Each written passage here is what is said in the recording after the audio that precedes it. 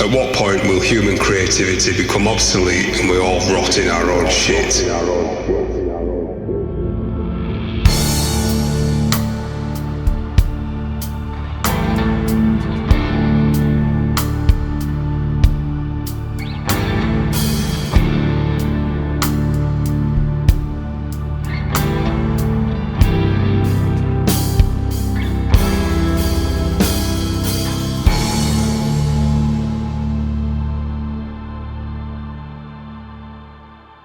Hi guys, welcome to Carving Fire, the way of the artist, with myself, Adrian Baxter, and my good friend Chris Saros. We are taking this episode as a chance to get some thoughts and feelings off our chest regarding the current status of AI technology, more in particular the AI artwork side of things, and I'm sure many of you are somewhat aware to some degree of how these things look and come about, and maybe even picked up on a few of the discussions and hopefully have some opinions of your own either way. We certainly aired a lot of our opinions over the last few episodes and we're allowing this time now to kind of go all in really and kind of unpack a lot of the thoughts and feelings we've had recently and some new occurrences for us, and hopefully you can either take some things away from it, maybe learn a few things, or feel free to leave your thoughts and feelings in the comments wherever you see this posted. We're always happy to kind of hear people's reactions and feelings about this kind of thing because it involves everyone to some degree. Thank you for being here and listening. Chris, how are you doing? Hey, good evening. I'm doing all right. What about you? Yeah, good. I feel like anytime you ask how I am, I always bring up the weather in a typical British fashion. But the sun's out for the second day of the year, so I've been happy. Really? Damn. Yeah. It's been out for a while now here, even though it's been raining a lot, and I like that because it means it's quiet in where I live. But it's heading into the summer direction now, like the burning weeks of constant sun and no drop of rain or no cloud at the sky and going up to 30 degrees plus, and I fucking hate it. I was going to ask, do you ever play festivals with 𝔕𝔕 this time of year? Yeah, sure. And I bet they're awful to play. It's the festival season in the summer, so yeah, but we usually play rather late, so usually when the sun is down, and it's definitely better.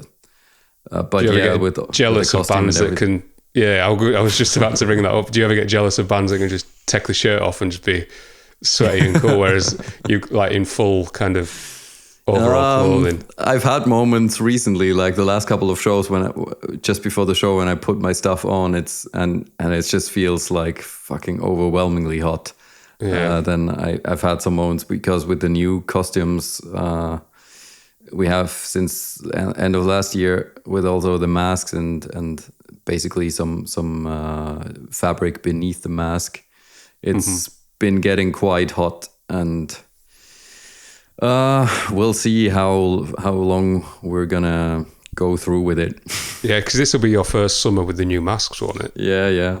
So we'll see how that goes. I'm gonna find out next week because we're gonna have our Lithuania live debut, and how is that? What's the word in English for that? Debut. Yeah.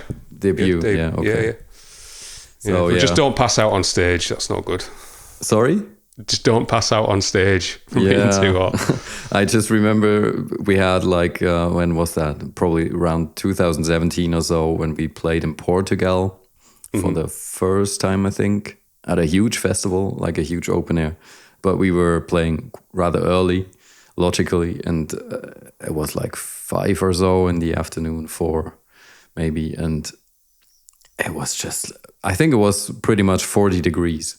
And the sun I'm going to say that must be the worst time to play as well that time. Yeah. And the sun was just directly in our faces. And, with all the black makeup and everything we already had back then. And I was walking on stage, and it took me like 2 seconds for the sweat to just drop from my face on the floor.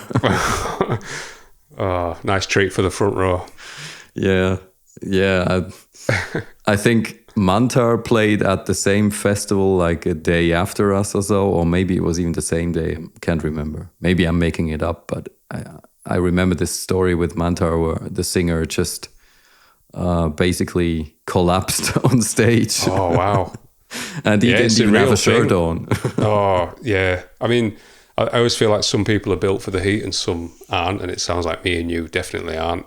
I'm built for neither extremities. Like, I mean, extremes. Like, I don't like the extreme cold. I don't like the extreme heat. I'm just totally fine with being in a balanced middle ground. But yeah, you know, the longer, the more that disappears. Sadly, I seem to get more energy in the winter.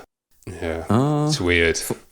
I enjoy summer, but I enjoy nature in the summer. I mean, I enjoy nature all the time, but in the summer, like with the lush forest, and I live in an area where the forests are quite like that, surrounded by such forests pretty much. So it's a nice view, but also fucking goddamn motorcycles just ruining my quiet and my peace. Oh, I thought of you earlier on actually, because you mentioned that before, and I was walking Odin just before we came on here, just around the block, and we have a thing of these young kids on these motorized scooters flying around the streets, and they're a pain in the ass, especially when you're trying to walk a dog. Yeah. And there was two behind me. I could hear them coming up, and then they'd been to the local fish shop.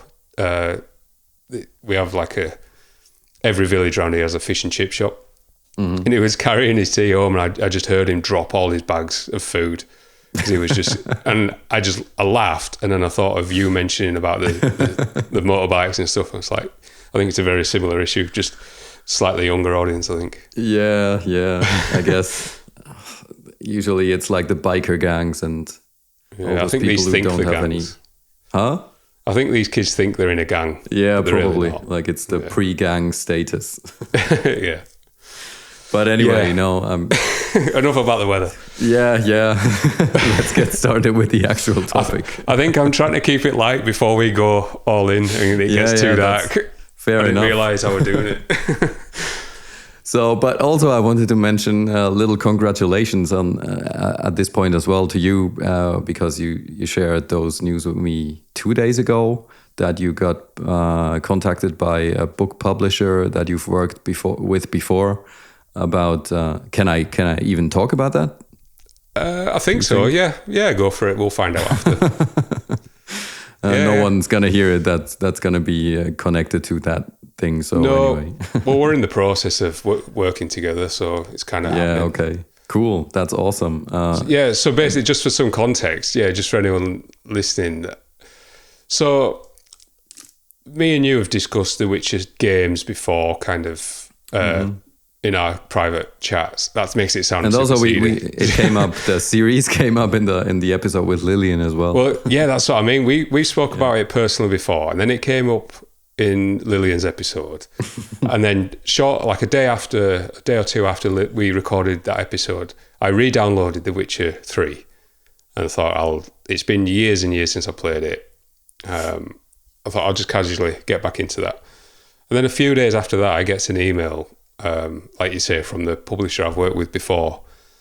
I won't share too many details, but it's basically to work on something Witcher related. And that's keeping it cryptical. Yeah, I just, until things are a little bit more official, maybe in another episode I'll mention it. But then, I sent you that screenshot and just said life's weird sometimes. And these things sync up, and it's so weird. I've had pretty big eyes in that moment. Yeah, well, I couldn't really believe what I was reading. Like, what did I read that? I had to read it like 2 times to believe it. Well, to be honest, if it wasn't from a publisher I'd worked with before, I don't think I'd have believed it myself. Yeah, understandable. Yeah, so that's been a fun one. Unfortunately, the deadline date is like pretty much yesterday. So Oh, okay. not quite, but I'm exaggerating a little bit. But it's worth putting the effort in for. So maybe I'll be able to update in the next few weeks. Well, you can always redirect it to me if it's too much. No, I can manage. It's fine. But yeah, no, so but that was, seriously, that's super cool, and I'm super happy for you. thank you, man. I appreciate that. Yeah, it's nice when these little things kind of happen naturally, really. And yeah, just to sync up with them other things, it was just super funny. So yeah, that'll be a fun one. I've had to. I had half an hour on the game the other day, and I nearly posted to my stories saying I was researching for work. Oh, no, don't be that guy. I just kind of remembered was. I mean, why not? I would probably be that guy. Probably not though. Well, when it comes I to would like, want to. yeah. So I've done it before when certain projects have like landed in my inbox. I've really wanted to go public with stuff and be like, oh my God, this is maybe happening. And I think I've done it once or twice over the years, and then the project falls through, and I've completely blamed it on me oversharing too soon. So I've learned that lesson. Yeah, I don't believe in like superstitions or jinxing things, but for me that were too real. So no, I get it. Like I just remembered when. Sorry, go. Just remembered when Henry Cavill made it public that he was gonna play Geralt in the series. He also made like a post with a photo of his TV screen with the Witcher castle on there from the game, and just casually putting some I don't know how he worded it, but yeah, like he made it quite obvious, but in a cool way. Oh, nice. Yeah, Must well, have for been big celebrities, a cool moment for him. yeah, well, that gets a lot of people talking, doesn't it? And at that level, it's good promotion. Sure. For me, it'd be like one person going like, "Oh, cool," and then that'd be it. I actually I've made a point now. Whenever I play the game, I look at different patterns that are used on the clothing and things like that. Yeah, that makes sense. Yeah, so there's a ton of inspiration in there. I mean, every time I play games nowadays which have like a very elaborate world design and character design and like very elaborate artistic sides, I'm always very mindful of trying to take it all in. And sometimes I even started taking screenshots and starting a little collections of screenshots to, if I ever need any kind of inspiration for that kind of vibe. It's a good idea. Go back to that. Yeah, because you always think like, I can remember this stuff, but you can't. And it's always, it's nice to appreciate the artistic sides in this whole thing as well. Yeah, I do something similar with skulls on Instagram. Like real skulls when they've been kind of arranged or stuff like that, but I always forget they're there and never use them.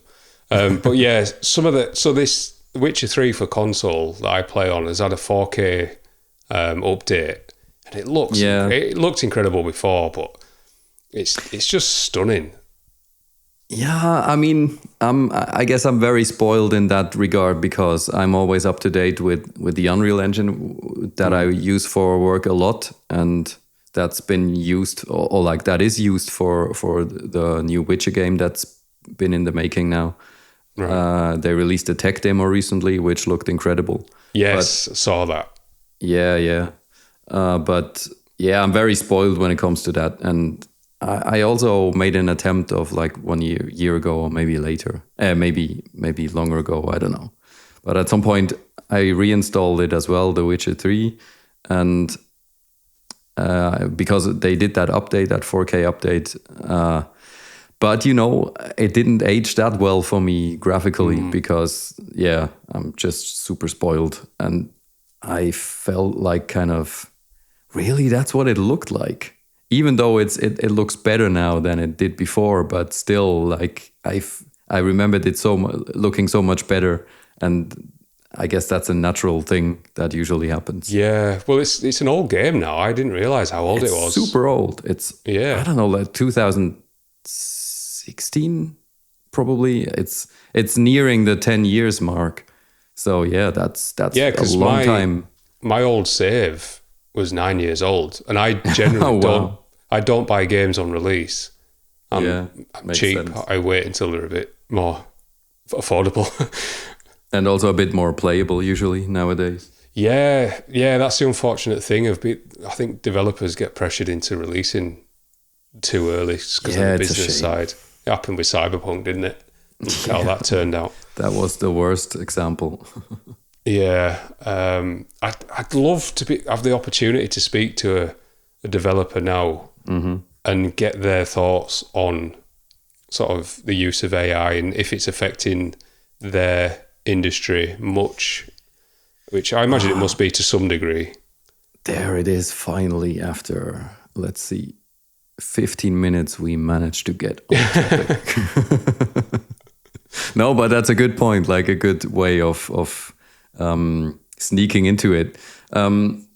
Yeah, that's definitely a very, very interesting point. Would be an interesting point to talk about. I would also like that.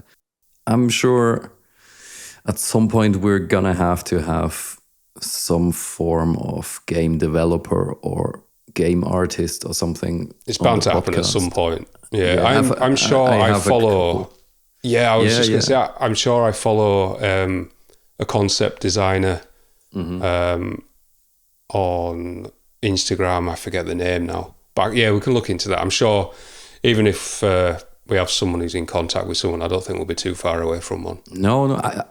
I even when you told me about Ryan today, I googled his work again, and I'm sure it must be him. I saw like a LinkedIn profile or something where he had some stuff like some concept art he apparently did for Baldur's Gate 3, which Oh, nice. I didn't know, and that's mind blowing because I love that game. And yeah, I mean we're gonna have him on in the near future. So that's Over the definitely- next few weeks, Ryan Marsh. Yeah, really looking forward to that. His work is phenomenal, and we can get into it obviously when he's on. But I feel like there's only a handful of artists now that when I see their work, my brain just doesn't understand how it's created. I know it's digital, but normally you can you have some awareness of the steps of the process. But with his, it's so immaculate, but not overly polished. Yeah, I agree. It seems like he makes it look very very light, like very easy. Super detailed, but not over busy. And I asked him on Instagram the other day when he posted a new piece that looked very kind of Dark Souls, Elden Ringish to me, and I asked him in the comments that that he must be a fan of these games, and he answered like, I only played the first one, so not really, but I get the gist. Oh wow, yeah, I'd love to hear. Well, I'm looking forward to hearing more about his inner world that we spoke about before, because it's definitely influenced by that kind of mystical, fantasy, dark kind of feel. Yeah, I mean, I guess Dark Souls and Elden Ring are just like have become like a big kind of identity point for this kind of aesthetic, but obviously it's much older than just those games. Yeah, well, I feel like that type of aesthetic has been around for a while, but it takes a medium to land somewhat in the mainstream to get people's attention and really draw people in, and then it's kind of part of a lot of people's psyche then. Yeah, true. Because I've held off playing Elden Ring purely. You missed out so much. You have to. I know, I keep getting told, but the way I play games now, I wouldn't last 2 seconds because I understand it's a purposefully difficult game. Yeah. I mean, I play games to relax. I don't need any more stress in my life. It's definitely not a relaxing experience. Yeah, but yeah, I get it. But still, even though just for the aesthetics and the artistic value and the creativity in there would be worth it, but I get it. I wouldn't be able to appreciate the scenery because I'd just be getting killed every step. No, it's not like that. It's a pretty fairly wide open world that you can also just... So I can just hide in a bush. Yeah, pretty much if you want to. You're not going to get far, but... No, that's what I mean. I won't be able to see the game, but maybe one day, maybe I'll risk it.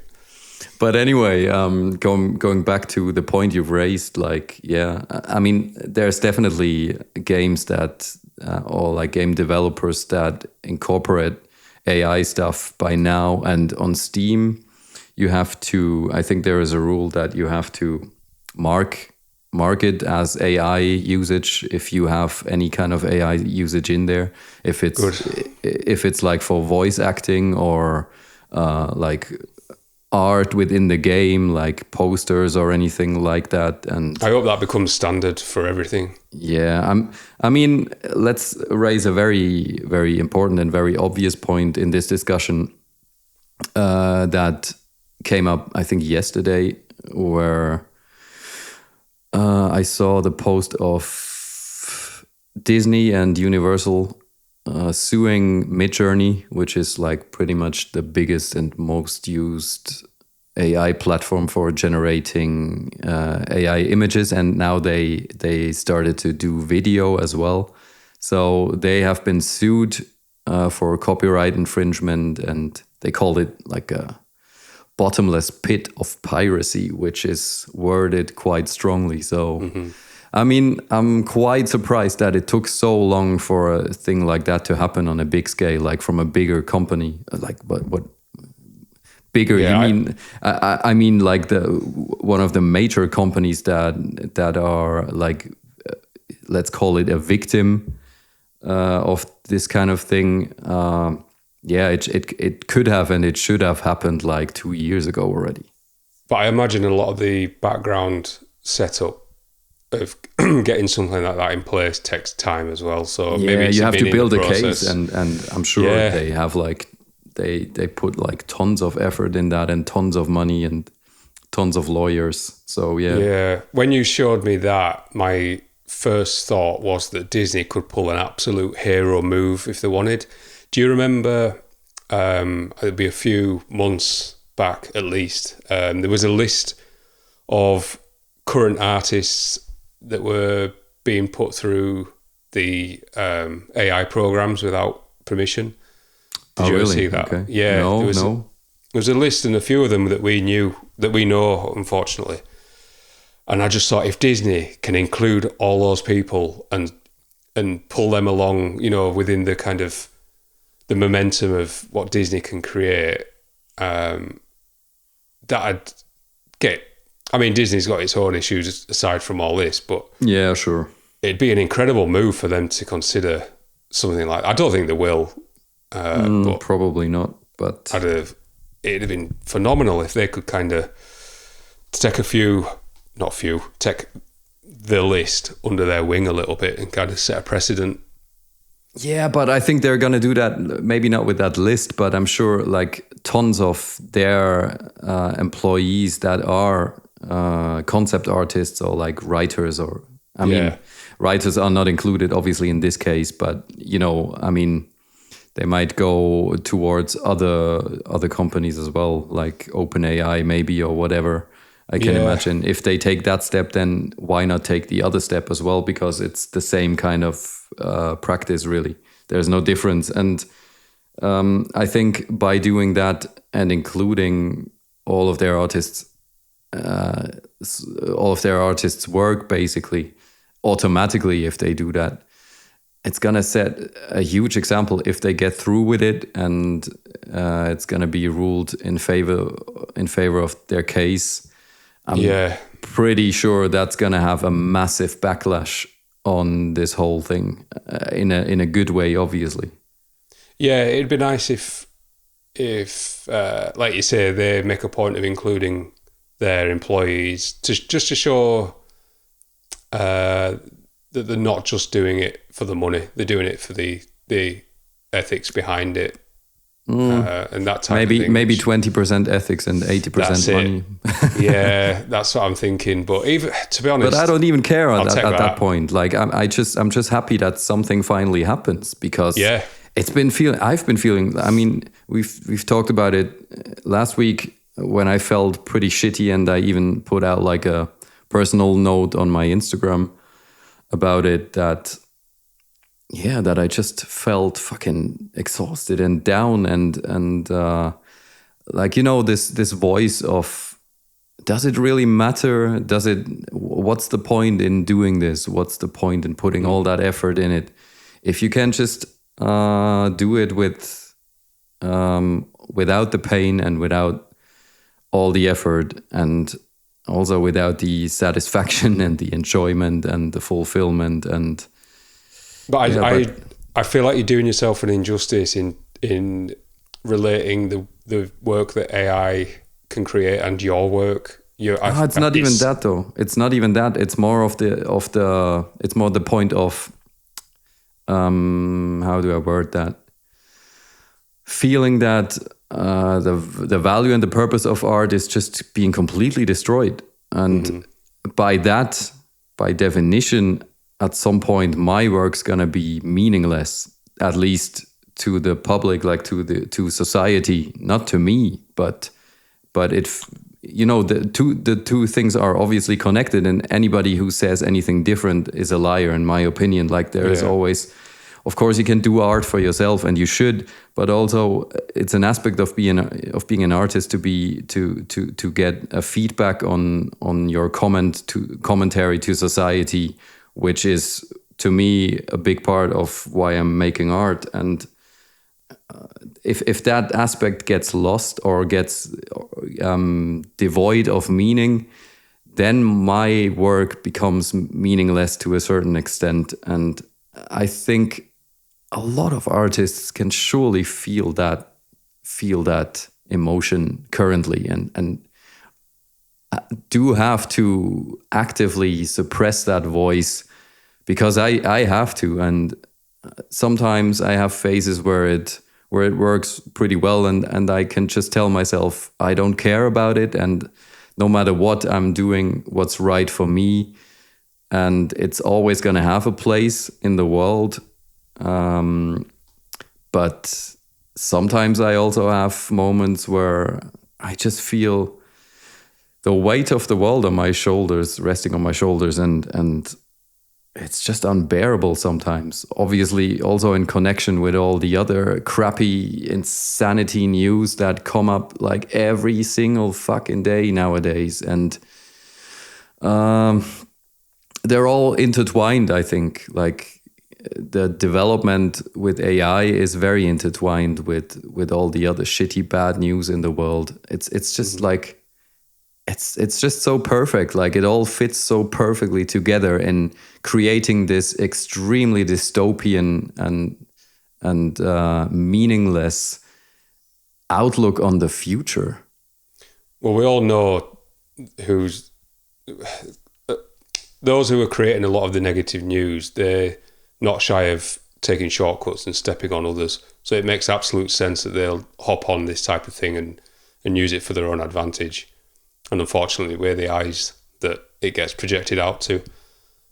And social media generally seemingly has no interest in the welfare of its users at all. No. Obviously, like it does come back to us individually of trying to kind of moderate as much as we can, but some days that's almost impossible, because if we're trying to use it for work and generally being connected with other peers, and then you get, I mean, I've mentioned this before, you just get random stuff pop up that has zero to do with anything you follow, anything you've interacted with, and it just plants those seeds. And I could certainly sympathise with you that some days it's mentally too much, and things just get stacked up, and the way you just were describing kind of feelings about it, then it almost reminds me of or rather it feels like it would be in the same category as a form of imposter syndrome, in terms of some days we can overrule that and kind of talk our way mentally around it. Other days it's stronger and heavier. And we kind of need to find our way of stepping around it, really. But yeah, like you say, when it's in front of you every day, it's... Yeah, but sometimes it's also just being in that moment and actually feeling what you're feeling and let it out, because it can't always just be trying to walk around it and trying to suppress it, because then it's going to turn into bile and poison. And I think it's important for people to speak out. I put that in my post as well, because we all share the same sentiments. At least a lot of artists do, and a lot of non-artists, I'm sure, do as well. And it creates a moment of connection and not feeling so alone with it. If you feel other people feeling the same, and you get the feedback if you put it out there. And actually, I got quite a few messages back on my post, which were quite motivating, or at least a bit soothing. Yeah, good. Yeah, to just hear people like, yeah, I feel the fucking same, and I'm sorry you're going through this. And yeah, I mean, if anybody's listening who sent me a message, thanks again. Appreciate it, definitely. So yeah, sometimes it just need to express it. Yeah, and just to clarify, when I kind of describe it as stepping aside and deal with it, I definitely don't mean ignore it and not deal with it. I definitely agree with seeing it for what it is and recognizing your own feelings about it. Definitely, yeah. I mean, of course, it's important, as I said, not to get lost in it too much, and be able to bounce back and see it for what it is. And that means the negative as well as the positive. And the positive being absolutely sure that there's always going to be a place for human-made, handmade, genuine, untainted art in whatever form that might be.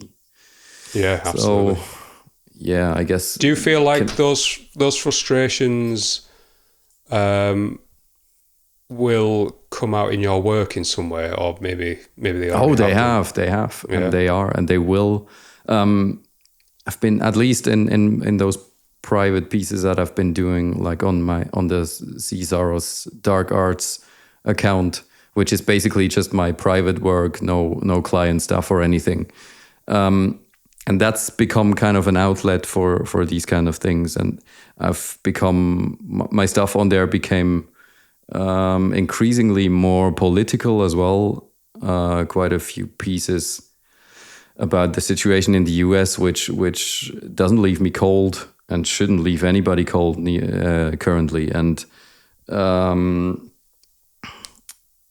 I feel it helps expressing it through these channels as well. I guess for you it's different, because there is no direct political expression, or like how do I say that? You know what I mean? Yeah, I do. And yeah, I don't really use statements like that in my work. But I mean, surely it has to affect it to some degree, even if it's subconsciously.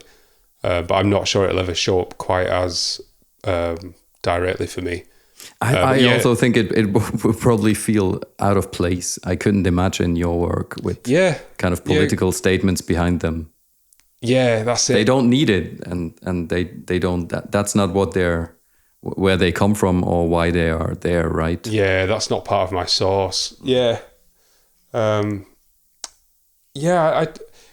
be an interesting thought for me, I think, over the next few months, just to kind of be aware of if anything does change. Not so much with the end results of my work, but maybe my mindset going in. Maybe I've not felt it yet. But yeah, it's my kind of inspirations and sources are generally from my own kind of internal world, rather than me reacting to outer stuff. So, but yeah, that the piece that you did of the large American flag, that has that's quite an intimidating piece in that it feels huge. Yeah, that's exactly. I'm so glad you say that, because it's a huge compliment. That was exactly the point I was trying to make, to like the visual point, to make it like monolithic and crushing. And I'm glad. So it feels like we're stood at the bottom of it looking up. I love it.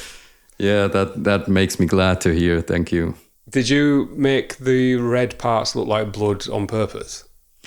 No. It wasn't the intention of. Do you mean the light at the end? Like no, so I'm sure. I mean, I think I've only seen it on my phone, so I might be wrong. But there's some. You mean the texture of the red color? I'm sure there's some red color on there. There are a little bit of red spots in there. It just looked like splashes of blood to me. No, not necessarily. It's kind of a rusty old metal texture or something like that. Right. And I have the blue light turned off on my phone, so it might just be that the colours might not be quite right. Yeah, maybe. I did. I'll look at it. I did desktop. work a bit on the texture. Like I did some changes on that recently, and that's probably I upped the contrast and so on. So that's probably the reason why some red sneaked in there. But no, I put the lighting in at the end, the red and the blue, obviously. Yeah, but. Yeah, the display lights look really cool. They give it like a. They just I'm not sure how or why, but they add to the size of it, I think. Yeah, I mean, all those pieces have that kind of a bit of a monolithic feel to me, I think. But I changed did some changes in the camera lens of the render lens to give it more of this kind of fisheye vibe that makes everything look colossal. So yeah, that was definitely a conscious feel I wanted to put in there. Yeah, well, it feels really cold as well. Like if you were to make like a video to go with it, I'd feel like it'd be at the back of a cave. Like you'd crawl through a small hole, then it'd open up, and that'd be at the back, and you'd just think, "Holy shit!" A lot of bats would fly away from it or something. Don't give me ideas. I'd love to see that. Yeah. Yeah, the concept of these pieces, I mean, they're all in the same room, basically. They're all in the same lighting, all have the same texture, more or less. I sculpt them I use the same brushes for all of them. It's like a particular choice of, and the title of the series is, God damn, now I can't remember it.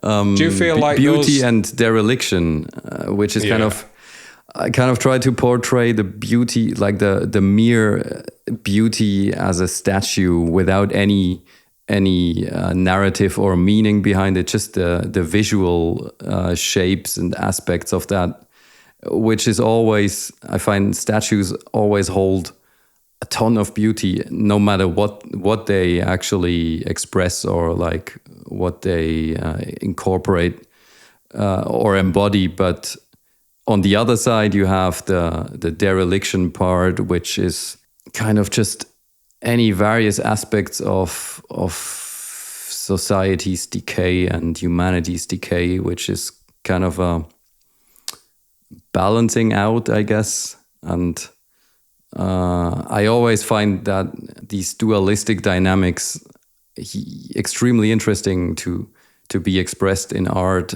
I also did that and still doing it with my music as well, like as far as I can remember back.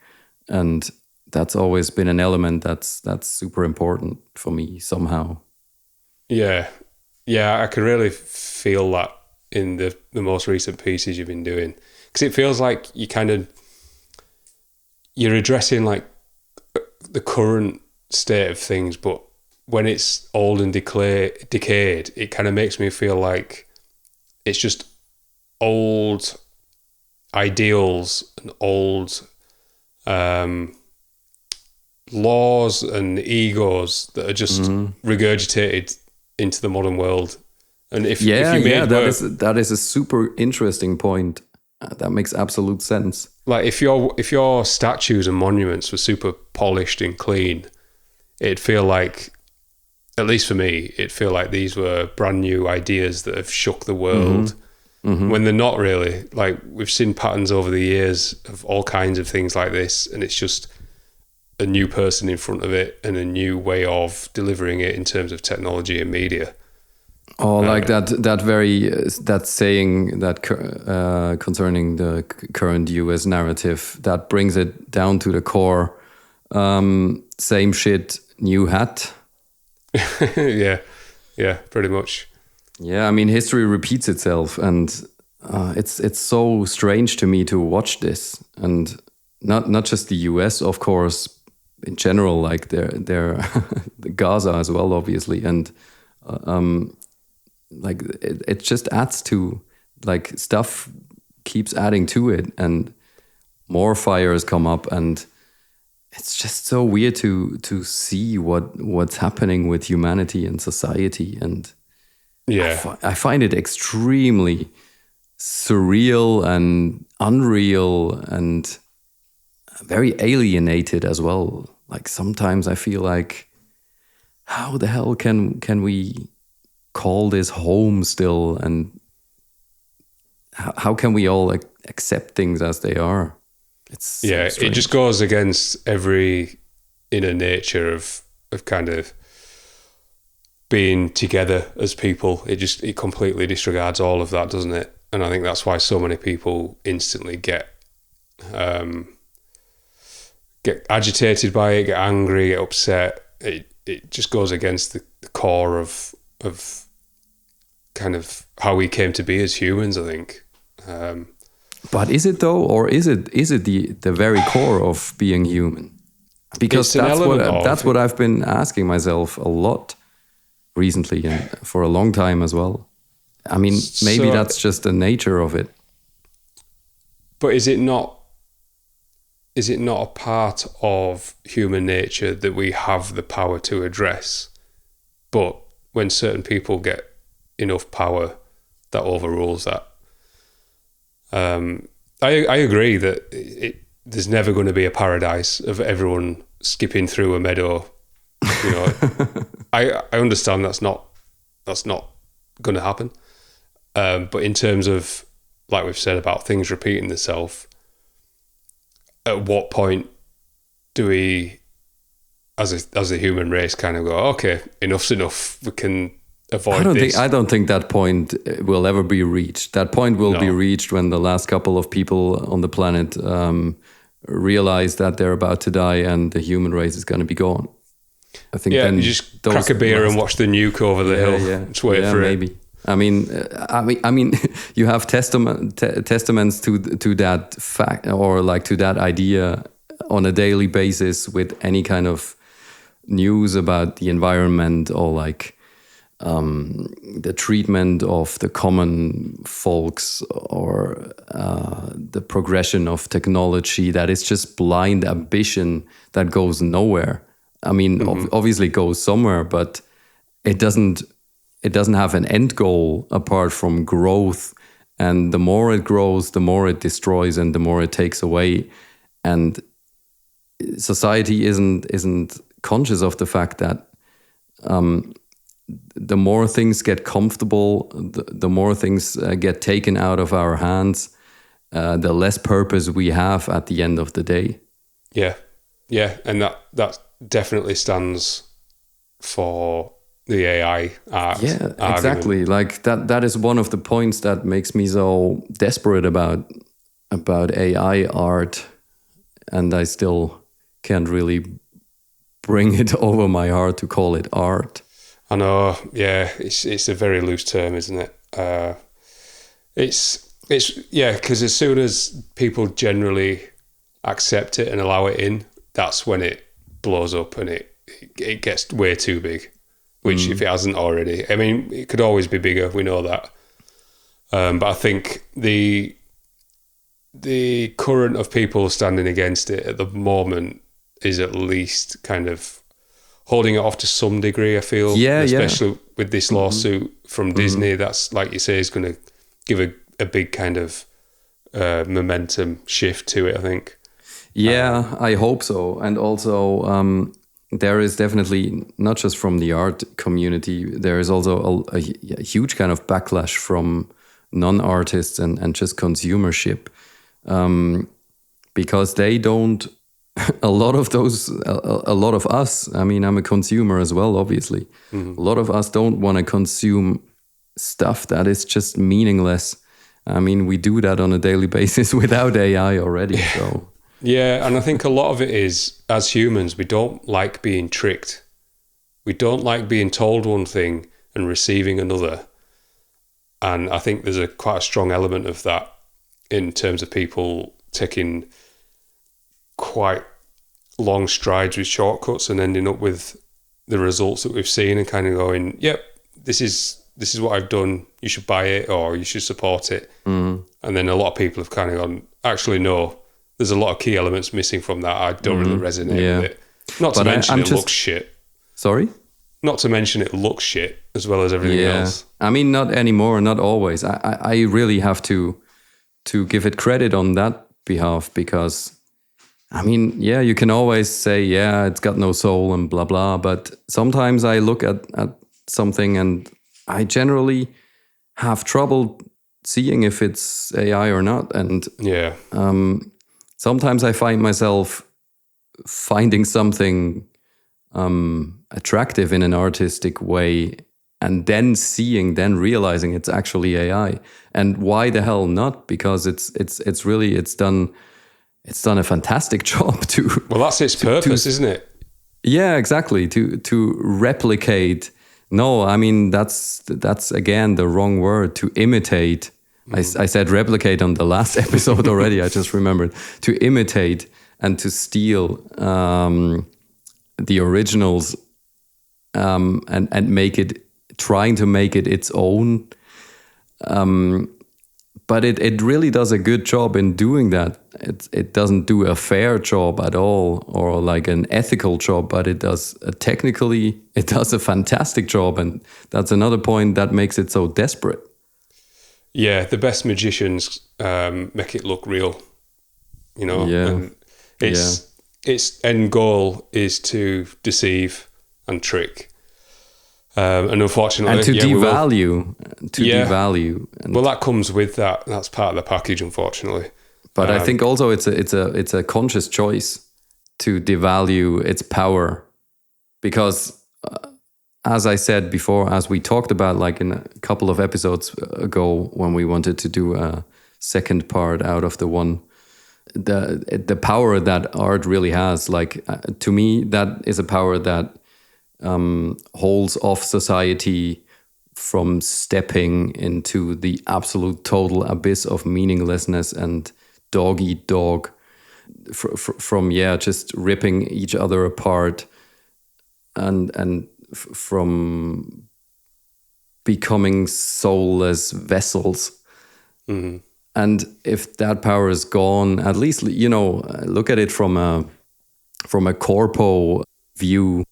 If these kinds of powerful forces that are still there and protecting society from the corpo greed, let's put it in a romantic way, if these powers are gone completely, then what is there left to stop them to completely just enslave the common man?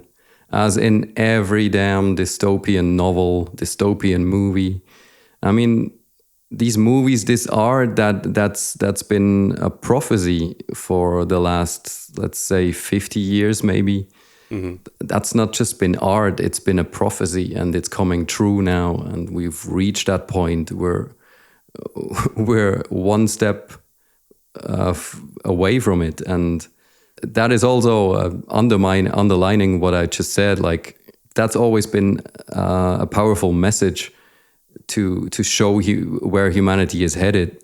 And the forces that drive that kind of decay and devaluation, they obviously want a thing like art to be gone from society and to be powerless. That's what I think, at least, yeah. I think for the most part, yeah, I'd agree. And now's the time for those big companies with the power to step in and try and make a difference for the people who align with that.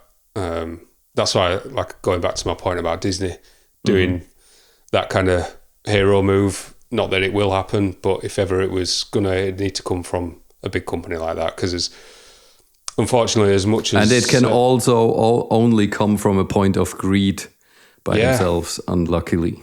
Yeah, just that's the system. To get any kind of momentum or voice out there, you need money and power, unfortunately. Yeah. But you bring up... you bring up some really good points there. And two thoughts that came to mind. I want to go back to kind of when you mentioned about the value of art, and kind of, it made me think of, you could have a gallery of, let's say, 10 pieces of AI artwork that's printed out, blown up, framed.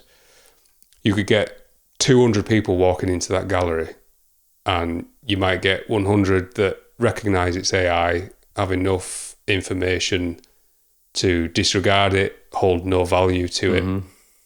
Then you can get another 100 who also have that exact same information, yet each buy a piece. And the let's, for the sake of conversation, call it artwork. The artwork's still exactly the same. The process of it coming into being is exactly the same, but the value of it is in the viewer. Yeah, true. And this is why I hold the hope that those who value human-made, handmade statements of art kind of dig the heels in and almost hold it to, I won't say a higher regard, but hold it closer to the heart because of everything that's going on. We're kind of relying on that frame of mind to keep the momentum going that we have had. And I obviously we do it full time, but I absolutely include myself in that, because like you mentioned, we are also consumers of it and supporters of it. We are within the bubble of it. And for me, I think that's why I've managed to keep somewhat of a clear head recently regarding everything that's going on, because my brain just comes back to that thought of people really holding that organic kind of mindset behind it. And I feel like when artwork has that behind it, it resonates with more people.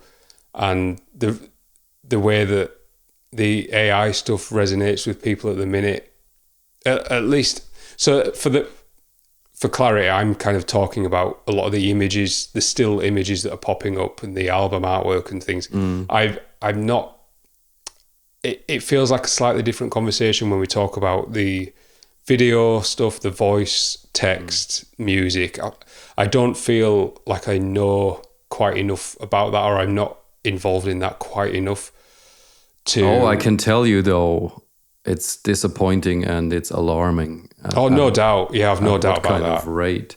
At what kind of rate this stuff progresses. Like, it's going to take another maybe 1 year, maybe not even, maybe 2 years to have full-blown movies that go to the cinema probably, or like at least have movies with AI actors in there, that like an actor has been scanned and especially in the sci-fi stuff, it fit perfectly.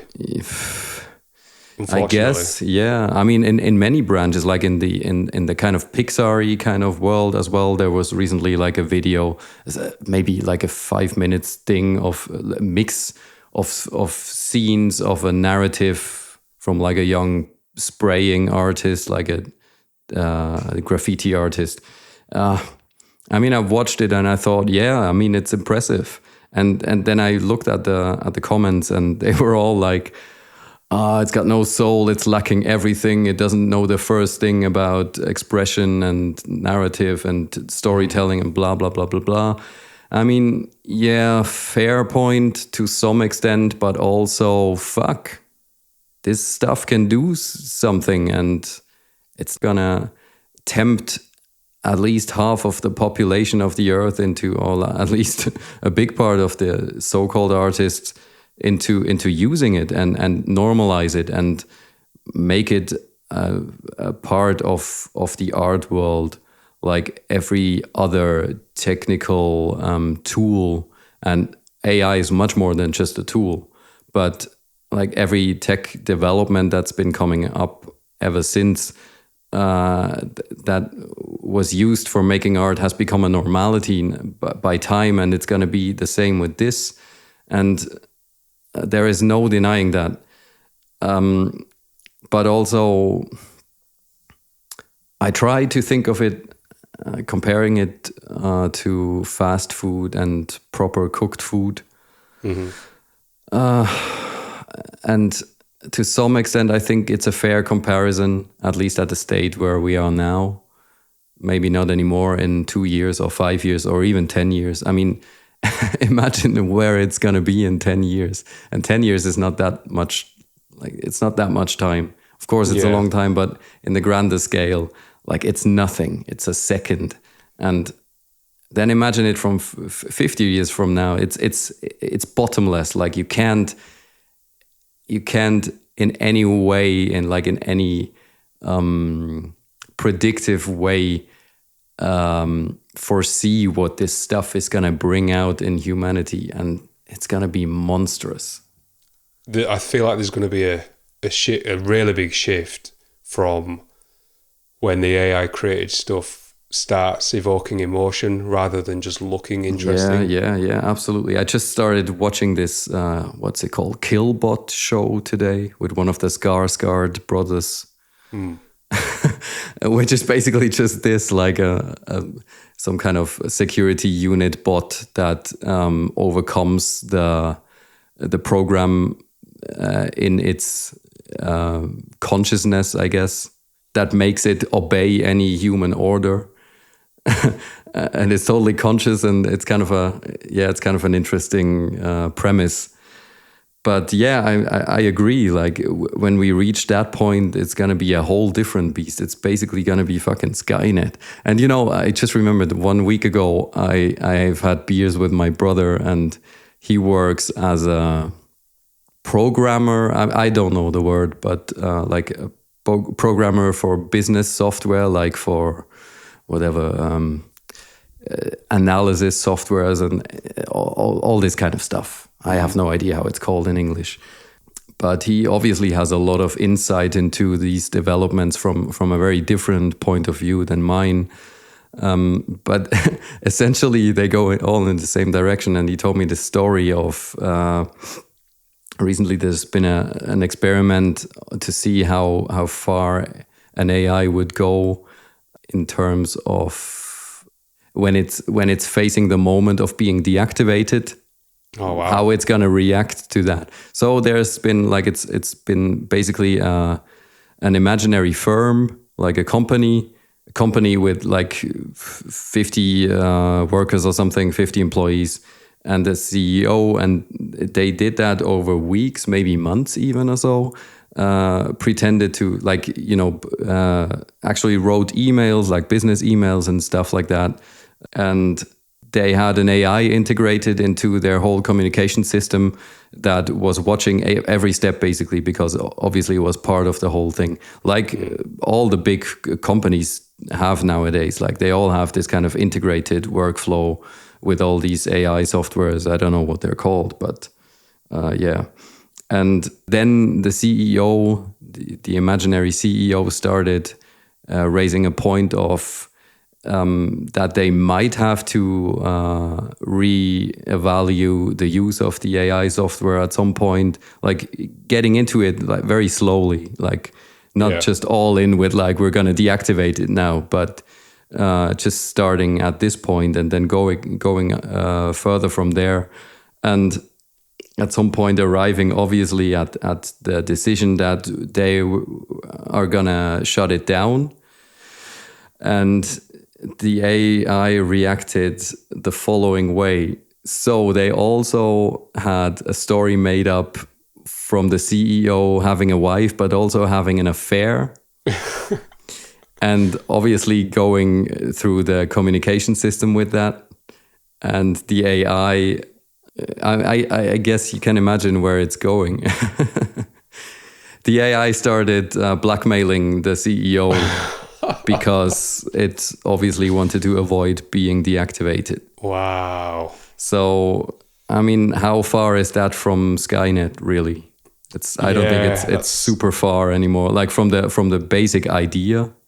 Yeah, when morals come into it, that's scary. Yeah, it's unbelievably scary and unbelievably uncontrollable. And you know the power this thing holds, and the way that we treat it with the utmost disrespect of that power, and we just use it blindly and with no considerations of the causes and the effects and the consequences. And I think it's just so, it's just the basic story of how every dystopian sci-fi novel starts, isn't it? And that's what I've been. A scary thing. Yeah. So do you remember before we started recording, I mentioned my new relationship with WhatsApp AI?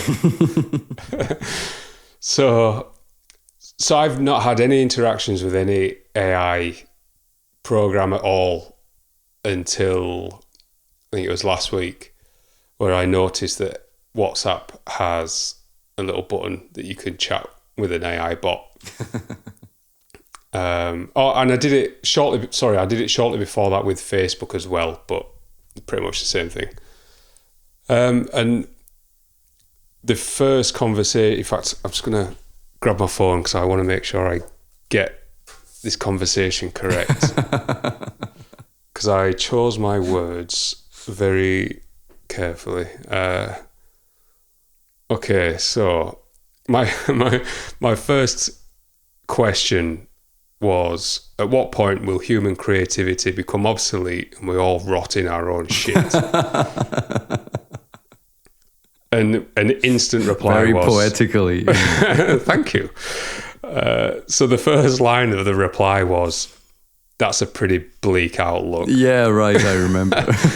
Yeah, so anyway, it basically tries to justify itself through quite a long paragraph. Mm-hmm. And then I mentioned about it stealing from artists without concern, and then I gave it credit for typing quicker than me. And then it agreed with me that we're all going to die and AI is going to take over everything. Well, in a slow version of that, yeah.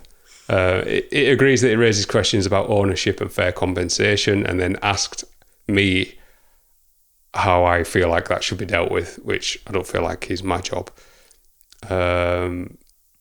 And then I asked it, at what point do you acknowledge you've gone too far?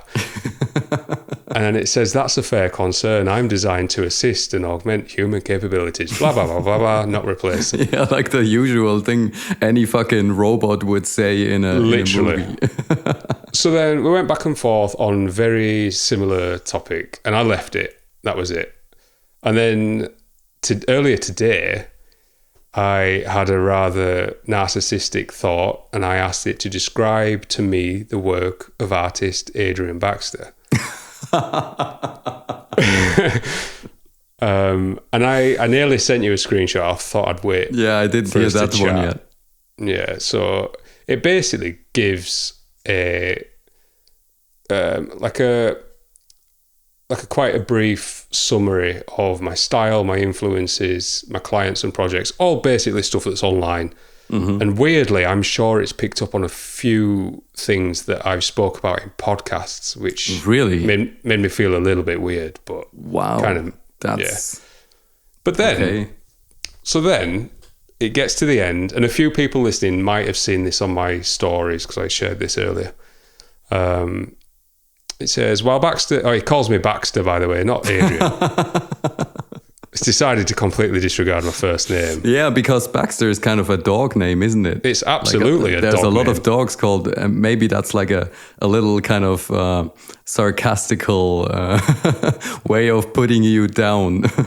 Yeah, well, it can go fuck itself. It's also... Baxter is also a name of a British soup company, so...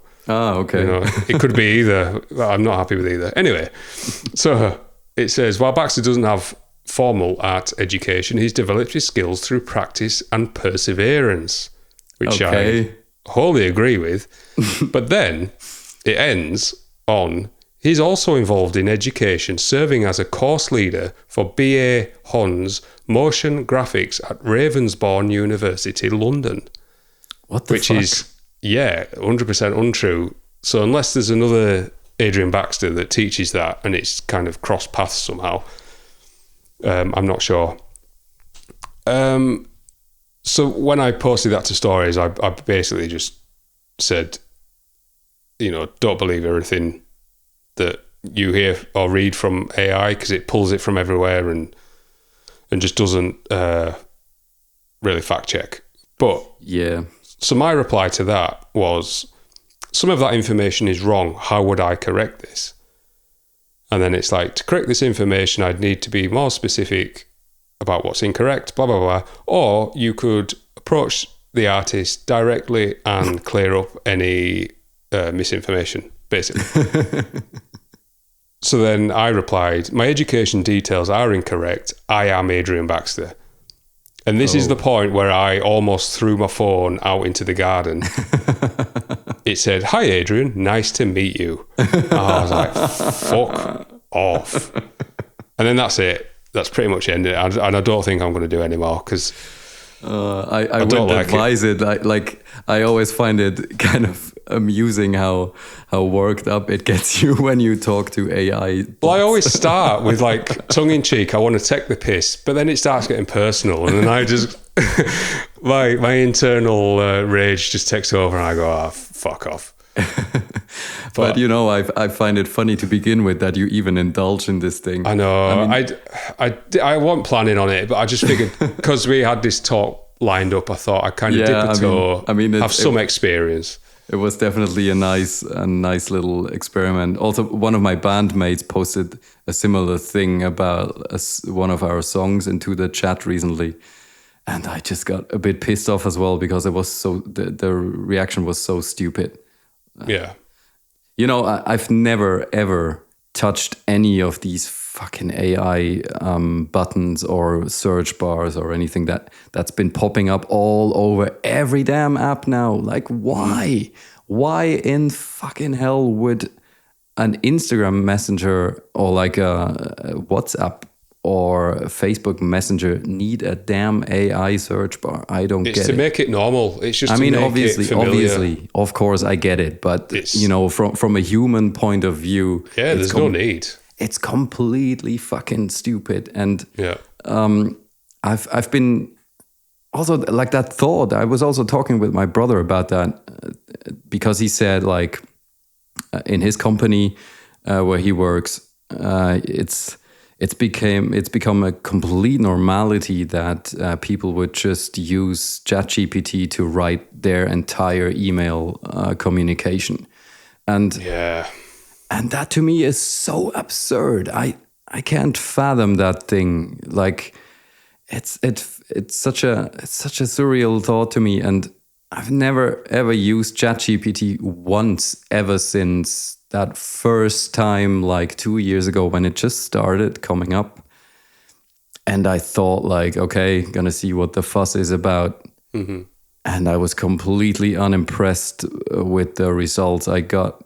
And I just thought like, fuck that. Yeah, it's basically just a Google on steroids, I think. It just pulls information instantly. I mean, it is Google now. Like every Google search is AI powered now as well. Because I sent you that screenshot, didn't I, when I spoke to the Facebook AI? Yeah, about how you can deactivate it. Yeah, I asked it directly, how do I disable you? And then it should have been truthful and should have said, oh, I'm gonna be here for the end of time now, and I'm gonna endure all of humanity. Yeah, I'm going to impregnate your phone and listen to you sleep. Yeah. And watch you. Yeah. Well, it's welcome to. There's nothing to see. I asked it how I disable you, and it gave me like 3 or 4 steps, which were completely wrong, didn't exist. Yeah, of course. And I told him it was wrong, and it told me the same thing again. And I pretty much, I think, in a more dignified way, told it to go fuck itself. And just not bothered. So that's my small step into that world, and I've seen enough. It's been enlightening, huh?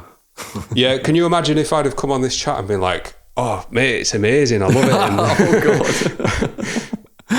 And the recording would have just ended. You'd have unplugged. I don't want to imagine that. That's a horrible thought. No.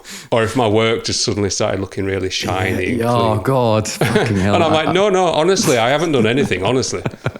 And there's I've drawn stuff with multiple fingers and hands and stuff anyway, but. Yeah. I think it's over that though now.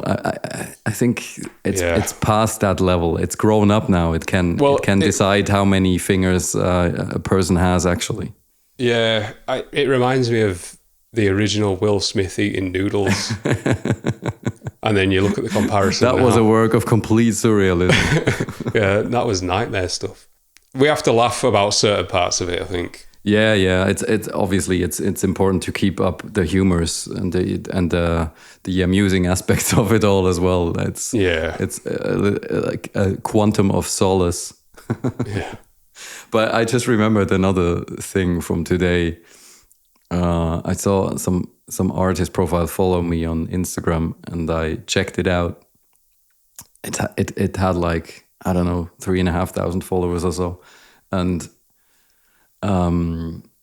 it said like, artist this and that, blah blah blah blah, been this and been here and there and so on, and like putting on a big show basically. And then I checked out a couple of I didn't even have to check them out properly. Like I saw in 2 seconds, okay, it's all 𝔬𝔪𝔢𝔬𝔪, and not even on a good level. Like it was absolute crap. And I'm glad you've brought this up actually, because I've blocked about 10 different accounts over the past 2 weeks that have followed me for that exact same reason. Yeah. But the funny thing, haven't told the funny bit yet. All right, sorry. So in their bio, it said any kind of. It basically said, if you steal my art, I'm gonna sue you. Oh wow! Wow. So I couldn't just sit with that. I mean, I could have just blocked her, but I couldn't do it. So I wrote a message like, by the way, it's not going to do much if you sue anybody for stealing your art, because it's not your art to begin with. It's made by 𝔬𝔬𝔬𝔪 and you don't own it. They own it. And also they're being sued up their ass now, so good luck. And then get in line behind Disney. Join the queue. Yeah. Jesus Christ. But come on, I mean, have the decency to not do that step at least. Have some, is nothing holy anymore. It's just so absurd.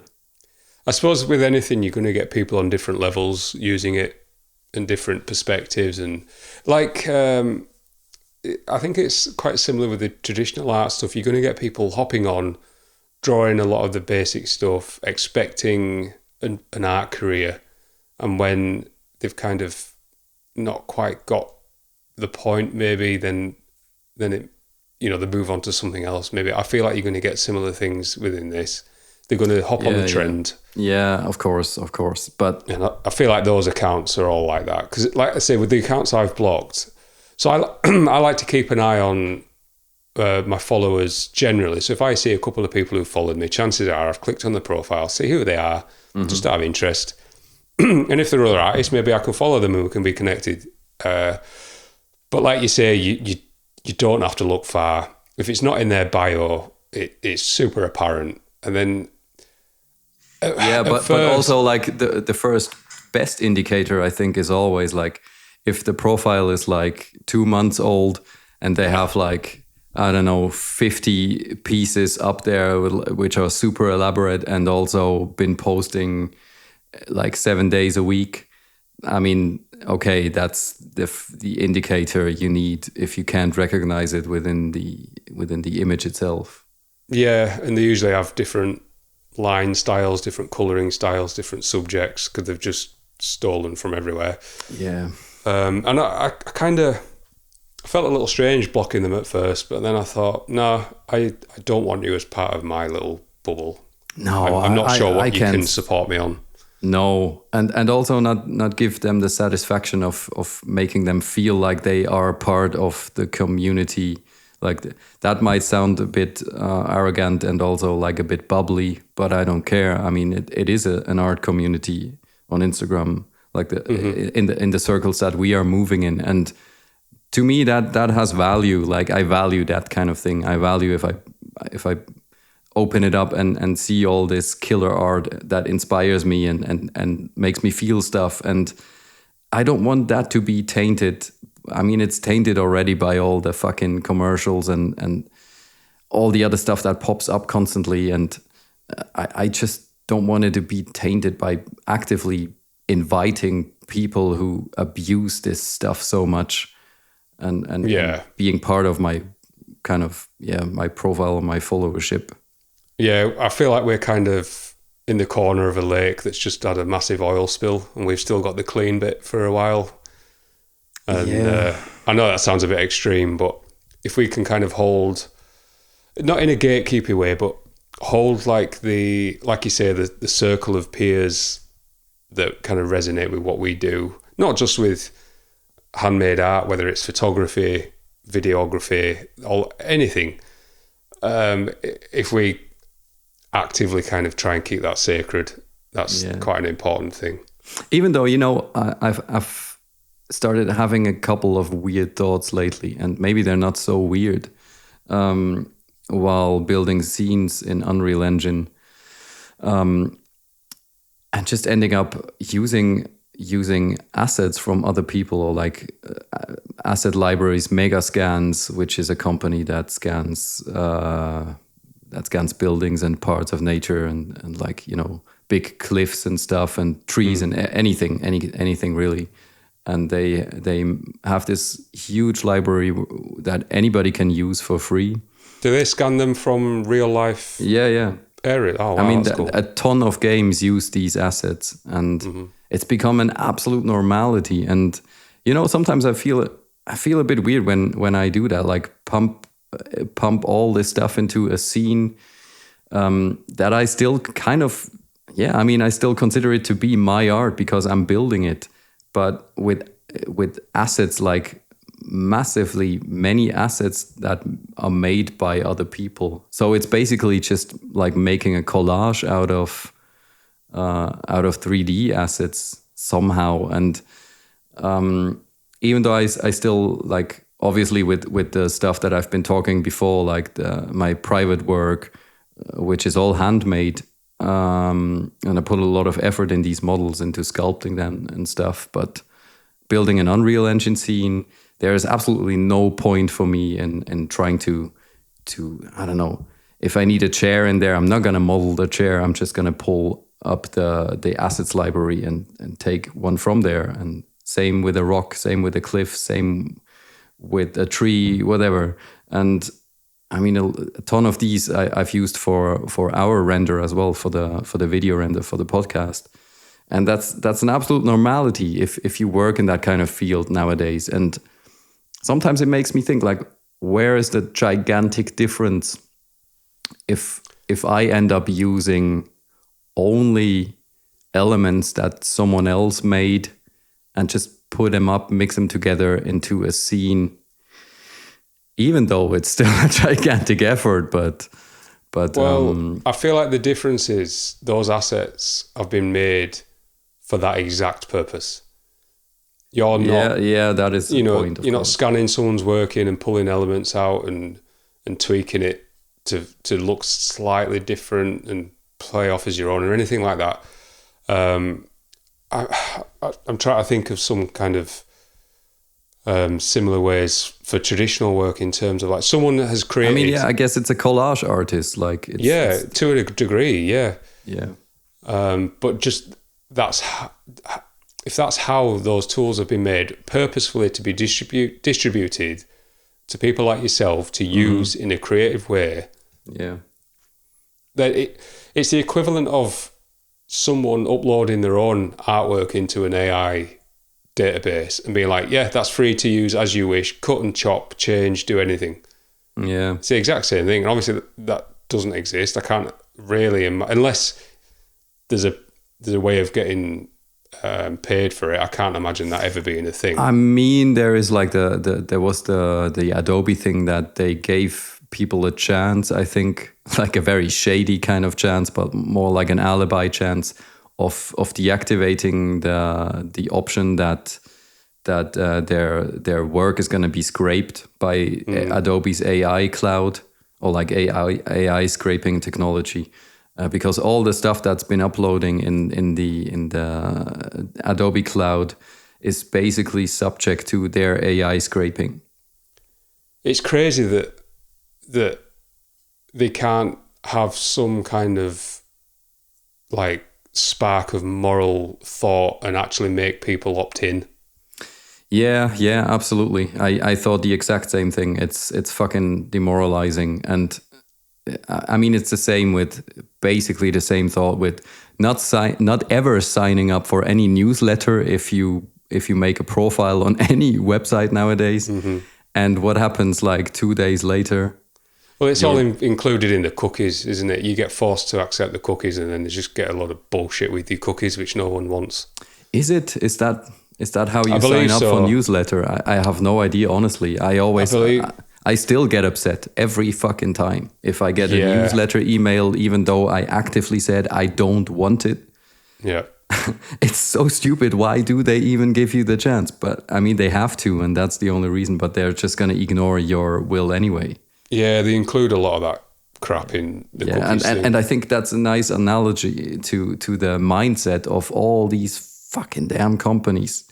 That's like give you the illusion that you have a choice about anything, but at the end of the day they can do whatever the hell they want. Well, they're just so removed from the people who use their programs, really, and it's a for me it's a sign of disrespect to automatically Absolutely. include you. You know, it's a huge sign of disrespect. And like I say, they'd kind of, I'd almost respect them if one day I opened Photoshop and it popped up and like, this is an option. Would you like to be included or would you not? I'd be like, fair enough. Do whatever you want. I can not be a part of it. I can crack on with what I want to do. But unfortunately, that's too difficult for these big money hungry. I nearly said a very bad word then. I'll just say companies, money hungry companies. Oh, come on. Don't always make me feel bad about being the only one of us who constantly swears. No, I'm trying not to. I'm trying I guess it's better for the algorithm, as you told me before. Yeah, apparently. I heard. But also, you even in that moment, you just make yourself their bitch by choosing to go about their rules. Yeah, I don't know. It's just a form of self-censorship, I think. I guess you're just the more classy talker of us two. Well, I'm trying not to be too typically Yorkshire at swearing every other word. So yeah, I mean, I always try to suppress it a bit as not to sound like a redneck, but at the end of the day, I guess it's part of my language. So yeah, I like to savor point it and use it. Yeah, use it wisely. Use it where it's absolutely needed. Where else would it be more needed than talking about AI? I know. That's a fair point. Yeah. This has been a great talk. I mean, I've enjoyed this a lot. I guess I don't know. Do you have any further points you wanted to raise, or any more funny stories? Any more funny encounters with AI bots?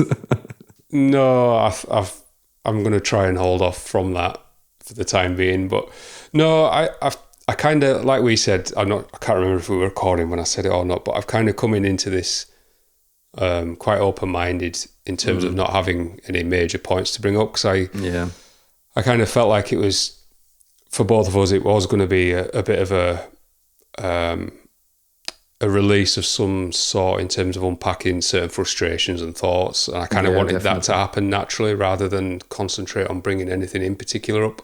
Yeah, same here. I didn't have any. But I notes definitely either. I definitely feel like I feel better for doing it. So I'm grateful that we can kind of have that space and someone to listen and kind of bounce things back off of, and that's always something I'm grateful for.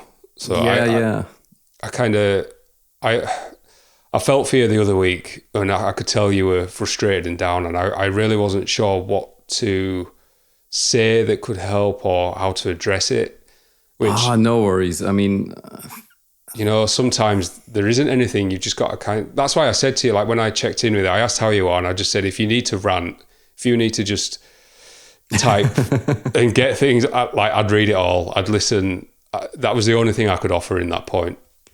That's absolutely more than enough, honestly. And obviously, thanks for that as well. I appreciate it. And, I've been dealing with dark places all my life, basically. So it's nothing new to me. And it's totally part of reality as well. And it's totally fine if it happens. Yeah, sure. But I also hope that this episode helped a couple of people maybe who are sick and tired of these things as well. Maybe in feeling not so alone and hearing a bit of confirmation and a bit of solace in some way, hopefully. Yeah, and I mean I speak for myself, but maybe you could put your thoughts on this as well, like in terms of, like you mentioned, when people were reaching out to you on Instagram, if anyone wants to reach out to me on there and kind of talk things through, I'll do my best to be on there as much as I can. I'm not as active on there as I used to be, but if you resonate with anything in this episode and you want to kind of get anything off your chest, I'm open to reading and listening, and maybe we can kind of talk things through that way. Yeah, or just leave a comment as well. Always helps us, of course, too. Sure. And maybe as an alternative, just find an AI therapist to share your feelings with. Yeah, I can recommend the WhatsApp bot that will treat you like a brand new friend and disregard your first name. I just remember this. That's been a couple of months probably on Threads, where I saw like some AI guy, some AI enthusiast talking about why is everyone hating on AI? It's super great and blah blah, and it made me become an artist, and it made art accessible to me, and blah blah blah, all this crap. And then he got a ton of shit in the comments as well. Yeah. And then he wrote something like, guys, it's fine because I just talked to my AI therapist and whatever. He has to be trolling, surely. No, who knows? I mean, it sounded quite genuine. I feel for the guy. Yeah, that's another whole. I mean, I don't want to get back into it now. Maybe another time. Maybe at some point we can do a part 2 of this as well, because there's so many layers to this whole issue. Not just art, but everyday life as well. And that thought of people getting rid of the notion of having to have actual friends in their life, or actual people that are close to them, and just replacing them with a fucking AI bot. Because they'll learn to get the response they are looking for. Exactly. And it's completely devoid of reality. And I mean, if growing up as a person with such an environment constantly, and only growing up on that, I mean, imagine where that's going to lead. And that's already happening, I think. Like, people are already starting to get into this idea is already kind of getting around and starting to become a normality for some people, that you can just not have any friends, or maybe just even an AI girlfriend or like an AI partner. I've read that as well, that the other day I saw like a questionnaire, Right. where people get asked on the street, like, would you rather do this or that? Yeah. So, and the question was, could you imagine having an AI partner? And I think it was only men that have been asked, and there was like 43% yes. So yeah, let that sink. Men can be weird. Yeah. I'm sure for Kim it feels like she's with an AI partner half the time with me. My undiagnosed bloody ADHD. Yeah. There was one point that I don't want to get into, but maybe it's a little post-it note for another time in terms of the whole argument of art becoming accessible. Mm-hmm. Yeah, that's always, also another plague. Yeah, it rubs me the wrong way, because if you can afford a phone or a computer to... Or even just a pen. Well, this is my point. Even a pen. Like, you have fingers, you have hands. Like you for the basic supplies, you need a little bit of money, and then that's it. You're away. You are included within the art world. Yeah, you are there. Yeah. So maybe like I said, I don't want to get into it now. I kind of want to sit on it for a while and get my own thoughts on it. But that's something that's always been a thorn in my side. Is that?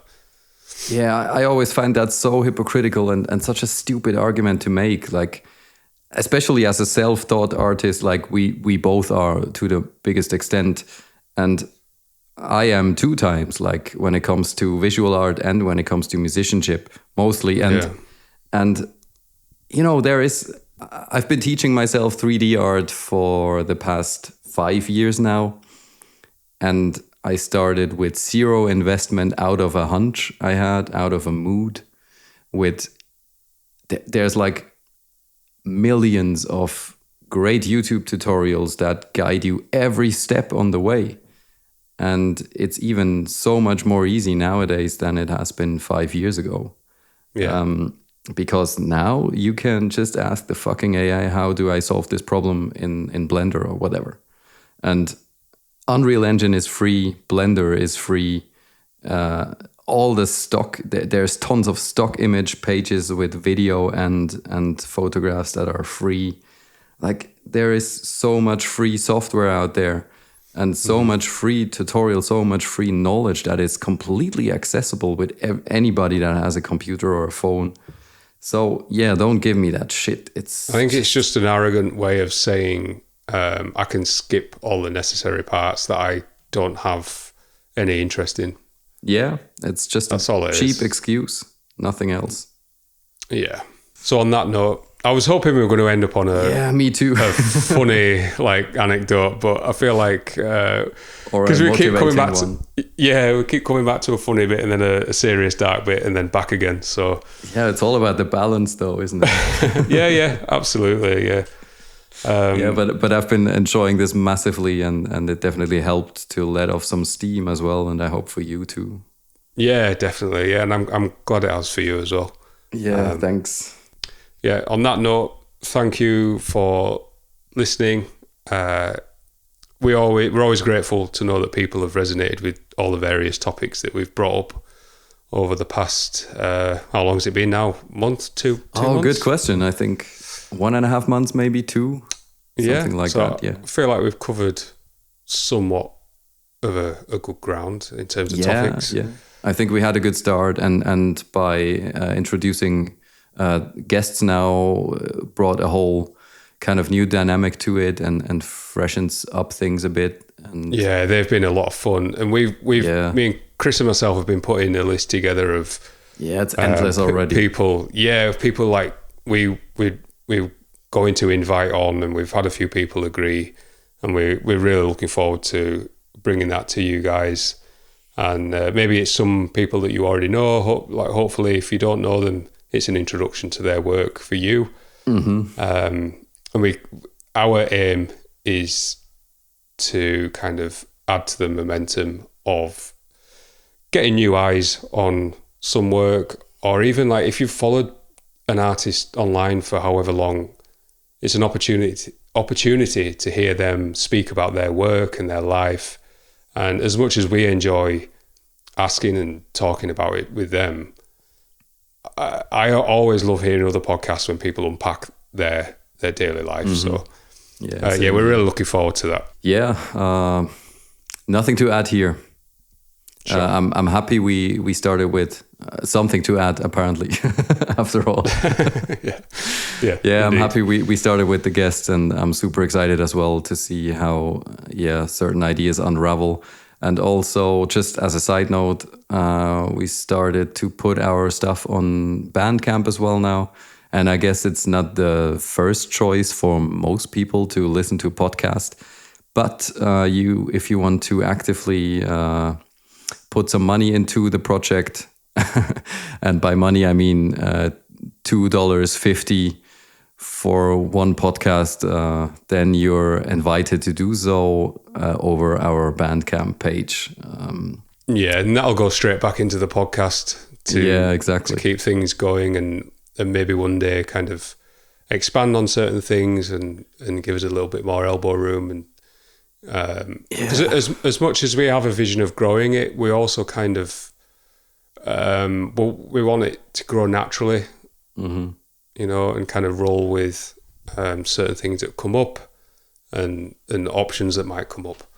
So and as always with the creation of art and the creation of projects, it takes a huge amount of work. You might not realize how much it actually is, but it is a lot. So all the reels and all the graphics and all the audio and everything, you can thank Chris for that. He takes care of that for every episode. Let's see for how long. They'll notice a change in the quality if I start taking over. I'll just use AI for it. It's fine. It's just super easy. Let's just let AI do the whole podcast. They'll be able to replicate just scan our voices, and then we can take it from there. I'm sure no one would notice at all. Maybe we should have stopped recording about 30 seconds ago. But now we actually managed to end on a funny note. So there we go. Full circle. Thank you guys for listening. We appreciate you all. Have a great evening. Cheers.